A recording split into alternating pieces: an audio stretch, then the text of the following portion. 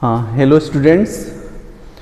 ये अकाउंटिंग का जो बेसिक क्लास चल रहा है फॉर 11th के बच्चों के लिए या 12th के उन बच्चों के लिए जिनका बेसिक जो है वीक है।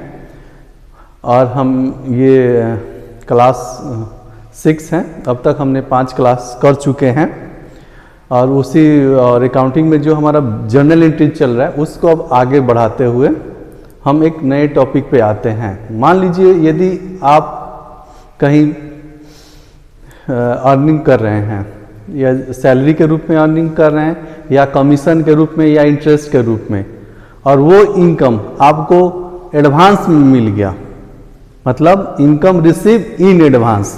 इसको क्या बोलेंगे? इनकम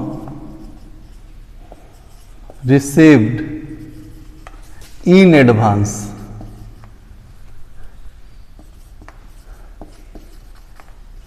एडवांस इसका क्या मतलब हुआ कि हमने पैसा अर्न नहीं किए हैं लेकिन हमें पहले ही मिल गया। अर्निंग तब होती है ना कि हम जिस मकसद के लिए पैसे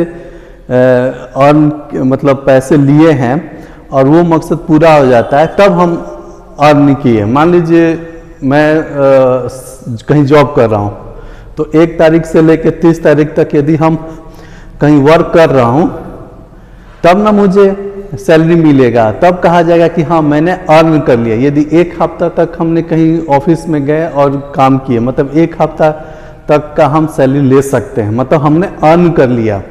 ठीक है। उसी तरह से एक एग्जाम्पल मैं लूँगा इसको समझाते हुए कि इसकी हम जनरल एंट्री कैसे करें, इसकी अकाउंटिंग हम कैसे करें। मतलब कोई भी इनकम जो मुझे एडवांस में मिल गया, या सैलरी हो या कमीशन हो या इंटरेस्ट हो या रेंट हो, तो उसकी अकाउंटिंग हम कैसे करेंगे। तो उसकी अकाउंटिंग करने के लिए सबसे पहले हम एक एग्जाम्पल को लेंगे। उस एग्जाम्पल का नाम है commission receive in advance. Commission received in advance, मतलब हमने कमीशन रिसीव किया एडवांस में। ठीक है। अब इसकी अकाउंटिंग हम कैसे करेंगे तो इसको पहले समझते हैं कि कमीशन रिसीव इन एडवांस है क्या। तो कमीशन रिसीव एडवांस वो चीज है कि मान लीजिए 2 पर्सन है। ठीक है। मतलब एक पर्सन है ए और एक पर्सन है बी। तो ए को जमीन खरीदना है, ठीक है, और बी को जमीन बेचना है।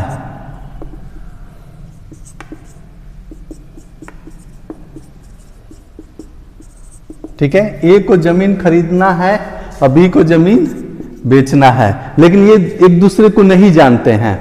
अब नहीं जानते हैं तो ये लोग जमीन कैसे खरीदेंगे, कैसे बेचेंगे। तो बीच में एक आदमी होता है जिसको ब्रोकर लोग बोलते हैं। ठीक है। वो क्या करते हैं, उनको वो ए को भी जानते हैं, वो बी को भी जानते हैं। जैसे शादी ब्याह में होता क्या है कि मान लीजिए किसी लड़की की शादी करना है और किसी के लड़के से, तो बीच में जो होते हैं उनको मालूम होता है कि लड़की पक्ष को भी वो जानते हैं और लड़के पक्ष को भी जानते हैं। तो वो क्या करते हैं, दोनों फैमिली को मिला देते हैं। उसी तरह से इसमें क्या होता है कि ए और बी एक दूसरे को नहीं जानते हैं, तीसरा पर्सन जो सी है, सी इन दोनों को जानता है। ठीक है। ये क्या करेगा, इन दोनों को मिलवा देगा, मिलवा के डील करवा देगा कि हाँ आप लोग ए को खरीदना है तो ए खरीद लेगा बी से और बी बेच देगा ए को। अब देखो, अब मान लीजिए सी वर्क करेगा, कभी ए के पास जाएगा कूद के, कभी बी के पास जाएगा कूद के कि भाई वो ये रेट बोल रहे हैं, फिर ए को पास आएगा। इस बहुत मेहनत करना पड़ेगा। अब मान लीजिए डील कंप्लीट नहीं हुआ, दोनों के बीच डील नहीं बना, तो इसका जो मेहनत है वो तो बेकार हो गया ना भाई। ये फालतू में ना कभी ए के पास गया कभी बी के पास गया। तो इसलिए डील शुरू करने से पहले सी क्या कहेगा ए और बी से कि आप लोग मुझे कमीशन एडवांस में दे दीजिए तभी मैं वर्क शुरू करूंगा। तो सी क्या करेगा, इनसे एडवांस में ले लेगा और फिर इनसे भी एडवांस में ले लेगा। बाई चांस यदि इन लोगों के बीच में डील नहीं होता है और या ये लोग भाग जाते हैं तो इसके पास तो कुछ तो इनकम होगा, नहीं तो फालतू में ये मेहनत क्यों करेगा सी। तो इसलिए ये कमीशन रिसीव एडवांस का कंसेप्ट आया कि लोग काम करने से पहले एक पैसा ले लेता है कुछ। मान लीजिए सी है, इसने डील किया कि हाँ हम 15,000 कमीशन पे डील करा देंगे, ठीक है, 15,000 कमीशन पे हम डील करा देंगे। तो 15,000 कमीशन में से ये क्या ले लेगा, 5,000 पहले एडवांस में ले लेगा, एडवांस में ले लेगा कि हाँ 5,000 आप मुझे एडवांस में दीजिए तब हम काम शुरू करेंगे।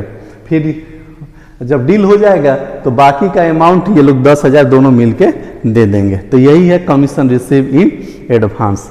तो ये बताओ सी कमीशन एडवांस में ले लिया तो क्या ये इनकम मानेगा? अरे कैसे मान लेगा इनकम?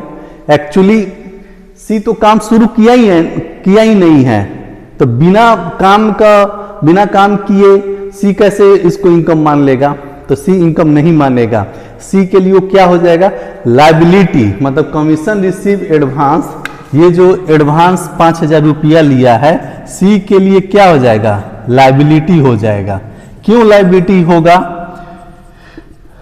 क्योंकि सी ने काम नहीं शुरू किया है।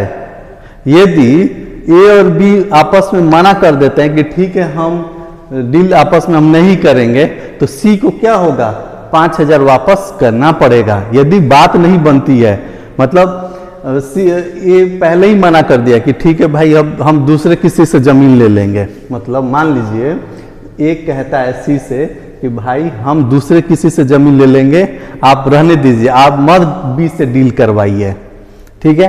तो अब सी को 5,000 जो रुपया लिया है वापस करना पड़ेगा, ए को या बी को, मैंने बी से भी लिया होगा तो बी को भी वापस करेगा। क्यों? क्योंकि काम शुरू हुआ ही नहीं है, सी ने कोई काम शुरू किया ही नहीं है, तो वापस करना पड़ेगा। तो इसलिए ये क्या होगा सी के लिए, लायबिलिटी।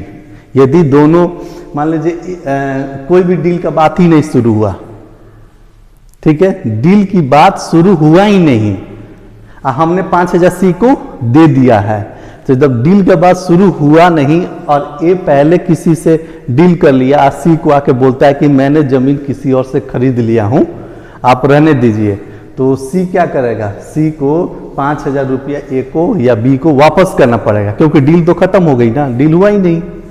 तो इसीलिए सी यहां पे अर्न कब करेगा, जब दोनों के बीच में डील डन हो जाता है, और डील डन होने के बाद सी को मतलब इसको ये इनकम मान सकता है और बाकी का पैसा उनसे लेने का अधिकारी हो जाता है।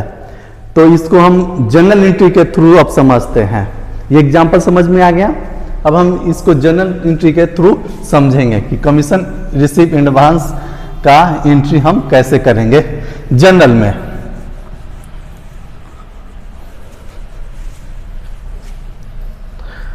अब देखिए, पहला मान लेते हैं जो कमीशन रिसीव, जो हमारा डील प्राइस है, डील जो डील वैल्यू है वो है 15,000, ठीक है। एडवांस में रिसीव कर लिया, एडवांस मतलब दे दिया गया, एडवांस कमीशन लिख दे रहा हूं यहां पे, एडवांस कमीशन, तो 5,000 दे दिया लो, बचा कितना, 10,000, इस 10,000 बचा, तो इसके थ्रू हम जनरल एंट्री करेंगे। ये एग्जांपल हो गया। अब देखिए, अब हम जनरल एंट्री में पहले एंट्री क्या करेंगे, तो सी को जब कमीशन मिलेगा, सी को जब कमीशन मिलेगा तो एंट्री वो क्या करेगा, सी एंट्री क्या करेगा, एक सेकेंड, तो सी क्या एंट्री करेगा, तो सी के पास कैश आएगा, सी के पास कैश आएगा, तो सी क्या एंट्री करेगा, कैश अकाउंट डेबिट, कितने से, 5,000, 5,000 उसका क्या हुआ, अमाउंट उसके पास आ गया, कैश उसके पास 5,000 आ गया। अब देखें, अब क्रेडिट किसको करेंगे, जनरल एंट्री में तो एक डेबिट होगा और एक क्रेडिट होगा, तो क्लियर है। तो कैश एसेट्स है, सी के पास एसेट्स बढ़ा तो इसीलिए वो 5,000 की एंट्री किया। लेकिन कमीशन वो पहले ही मन अर्न करने से पहले ही ले लिया, तो अर्न करने से पहले कमीशन लिया, तो ये क्या हो जाएगा, ये सी के लिए लायबिलिटी हो जाएगा। तो हम लिखेंगे कमीशन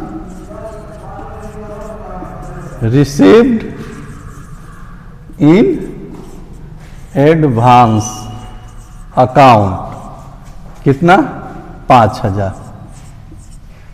ठीक है, ये पहला एंट्री हो गया। जब मतलब बीइंग, यहाँ पे नाइडेशन लिखेंगे बीइंग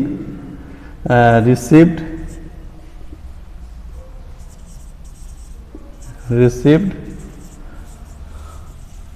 कमीशन इन एडवांस। ठीक है, हमने कमीशन एडवांस में रिसीव कर लिया।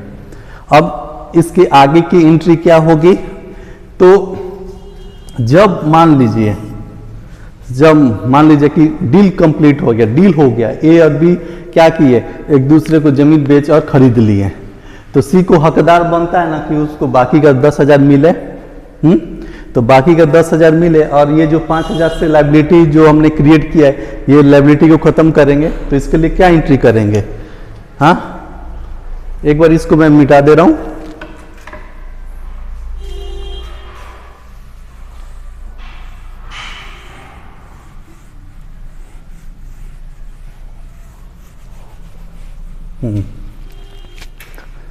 तो सेकेंड एंट्री हम क्या करेंगे, तो बाकी का जब पैसा जब मिलेगा 10,000, ये बाकी का 10,000 मिलेगा तो क्या होगा, कैश उसका बढ़ जाएगा, कैश अकाउंट डेबिट 10,000। ठीक है, और जो लायबिलिटी हमने क्रिएट किया उसको खत्म करेंगे, क्योंकि 5,000 अब उसका क्या हो गया, अर्निंग हो गया। तो यहां पे लिख देंगे commission received in advance account debit. ठीक है, कितने से, 5,000 से, और इसने डील कंप्लीट कर लिया, तो इसलिए इसका क्या हो गया, इनकम हमारा बढ़ गया। तो क्या लिखेंगे इनकम में, तो कमीशन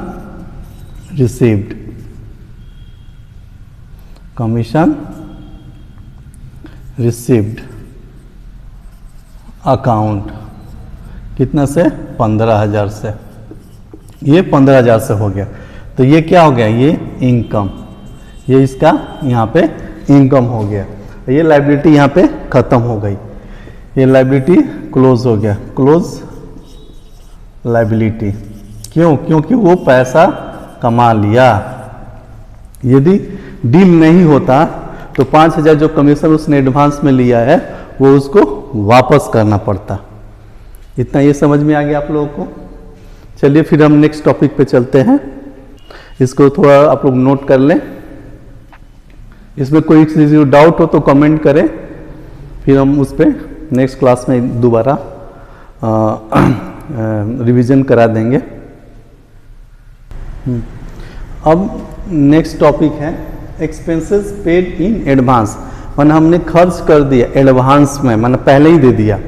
ठीक है, जैसे कि हमने दुकान का रेंट है, तो दुकान का रेंट हम 1 तारीख से 30 तारीख तक रहेंगे, लेकिन हमने 1 तारीख को ही उसको रेंट दे दिया। लेकिन खर्चा हमारा कब होगा, खर्चा हमारा ड्यू कब होगा, वो 30 तारीख को होगा, 1 तारीख को थोड़ी होगा। तो इसलिए हम उसको क्या बोलेंगे, रेंट पेड इन एडवांस। तो ये वो एक्सपेंसेस जो हम पहले ही दे दिए, मान लीजिए कंपनी क्या की, एडवांस में किसी को सैलरी दे दी। ठीक है, जैसे इनकम हमने क्या किया, एडवांस में ले लिया। इनकम अभी मैंने जस्ट पहला टॉपिक क्या था हमारा आज का, कमीशन रिसीव इन एडवांस, तो वो तो इनकम था। एक्सपेंस की अब हम बात करें कि एक्सपेंस हम एडवांस में दे दिए, पहले ही दे दिए। तो इसका क्या मतलब है, इसकी जनरलिटी हम कैसे करेंगे। तो मान लीजिए हमने मैं एग्जांपल ले रहा हूं कि रेंट हमने एडवांस में दे दिया, तो उसका एंट्री हम क्या करेंगे। तो एग्जांपल में मैं ले रहा हूं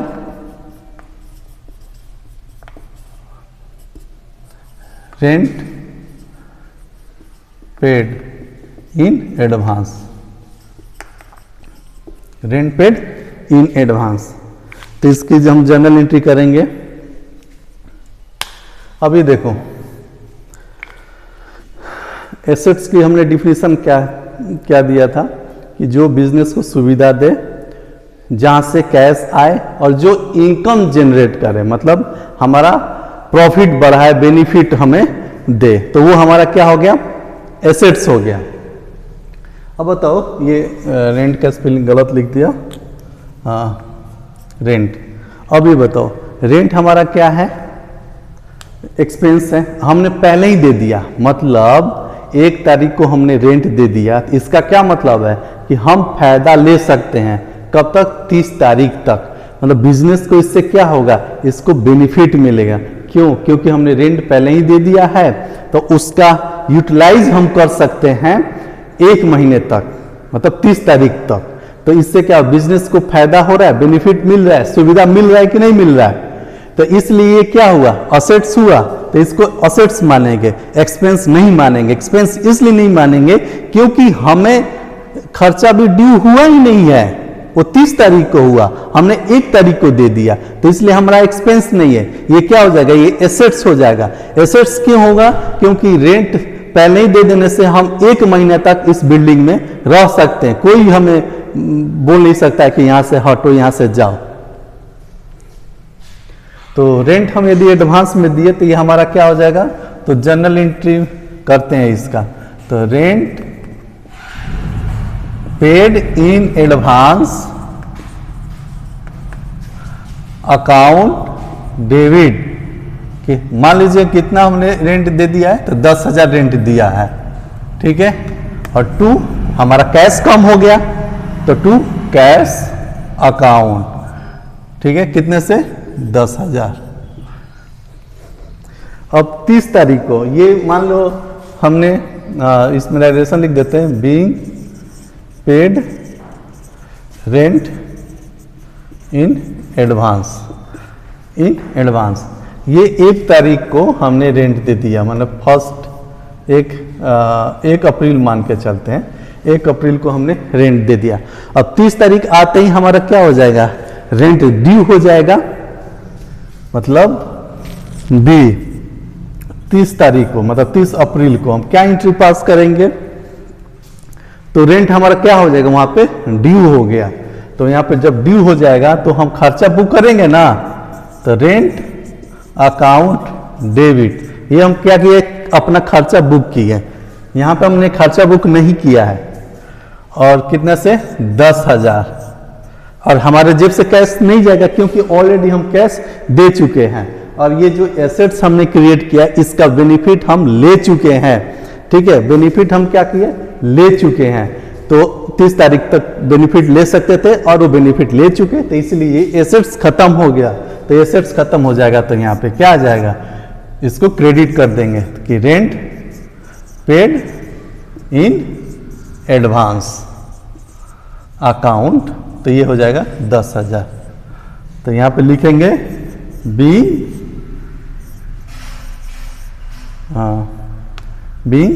ड्यू रेंट, ऐसे ही लिख सकते हैं, या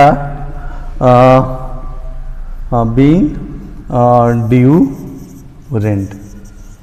रेंट एक्सपेंसेस, ऐसे लिख दो, कोई दिक्कत नहीं है, ठीक है। हाँ, तो इतना इसको नोट कर लें।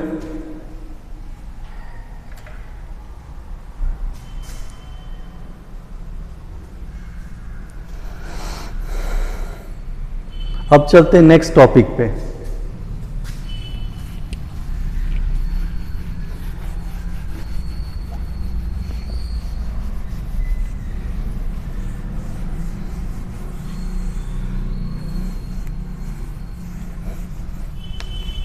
नेक्स्ट टॉपिक है हमारा बैड डेब्ट।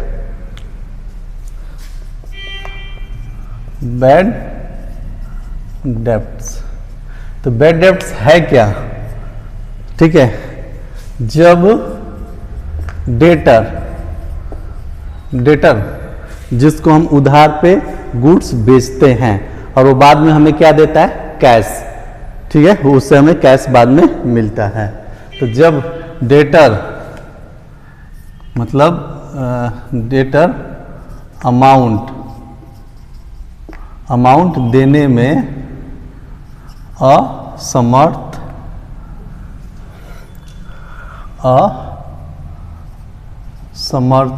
हो, मतलब वो अब दे नहीं सकता है, मतलब इंसॉल्वेंट हो गया, इंसॉल्वेंट हो गया, मतलब दिवालिया निकल गया इसका, मतलब इंसॉल्वेंट हो गया, मतलब इसके पास कुछ नहीं है कि वो हमें पैसा दे। अरे जैसे मार्केट में पैसा नहीं मारा जाता है, लोग नहीं बोलते कि फलाना जगह हम गुड्स बेचने जी पैसे मारा गई ला, तो वही चीज है ये कि लोग ये बैड डेट्स क्या है, मतलब पैसे मारा गया, मतलब हमें पैसा वापस नहीं आएगा। जिस डेटर को, कुछ डेटर ऐसे निकलते हैं जिनको हम कैश दिए लेकिन वहां से हमें पैसा नहीं आता है, तो उसी को बोलेंगे हम बैड डेट। तो इसकी एंट्री कैसे करेंगे, तो जो डेटर हमें पैसा नहीं देगा, तो जब हम सेल करते हैं तो क्या एंट्री पास करते हैं, जब सेल करते हैं तो एंट्री पास करते हैं डेटर अकाउंट टू सेल। जब सेल करते हैं तो क्या एंट्री पास करते हैं, डेटर अकाउंट डेबिट, ठीक है, और टू हमारा क्या हो जाएगा, सेल अकाउंट, मतलब इनकम हमारा बढ़ गया, ये इनकम है, ये हमारा असेट्स है। अब ये डेटर हमें पैसा नहीं दिया, इसमें से कुछ डेटर जो होते हैं वो पैसा हमें नहीं दिया, तो उसकी एंट्री हम कैसे देंगे, मतलब वो दिए नहीं, मतलब असमर्थ है, हम उनके साथ लड़ाई झगड़ा करके भी हम नहीं ले सकते हैं, तो उसकी एंट्री हम कैसे करेंगे। तो पहला एंट्री, तो बैड डेब्ट्स नाम से एक अकाउंट ओपन करेंगे, ठीक है, और डेबिट और टू डेटर, क्योंकि ये डेटर हमें पैसा नहीं दिया तो इसको हम क्या करेंगे, क्रेडिट कर देंगे। क्यों क्रेडिट करेंगे, क्योंकि पहले डेबिट किए हैं, तो इसलिए यहां पे हम क्या करेंगे, तो बैड डेब्ट अकाउंट डेबिट, ठीक है, उसके बाद टू डेटर अकाउंट, मतलब क्रेडिट कर देंगे डेटर को, डेबिट कर देंगे बैड डेब्ट को। तो बैड डेब्ट हमारा क्या है, तो बैड डेब्ट हमारा यहाँ पे एक्सपेंस हो गया, खर्चा, एक्सपेंस हम इसको मान लेते हैं, ये हमारा एक्सपेंस बुक कर लेते हैं, जो पैसा नहीं मिला वो उसको हम अपना एक्सपेंस मान लेते हैं। तो बैड डेब्ट हमारा क्या हो गया, एक्सपेंस हो गया। अब आगे एक एंट्री इसी से रिलेटेड पढ़ेंगे, बी नंबर। मान लीजिए मिस्टर ए हैं, वो मेरे से सामान खरीदते हैं और बेचते हैं, तो मिस्टर ए मेरे लिए क्या हो गया, डेटर हो गया। तो बाई चांस उन्होंने क्या हुआ कि एक बार 5,000 का माल खरीदे मेरे से और उन्होंने पैसा नहीं दिया, मैं उनके पास गया, कह रहा है कि मैं देने में असमर्थ हूं, मेरे पास कुछ नहीं है, हाँ, तो मैं आया अपने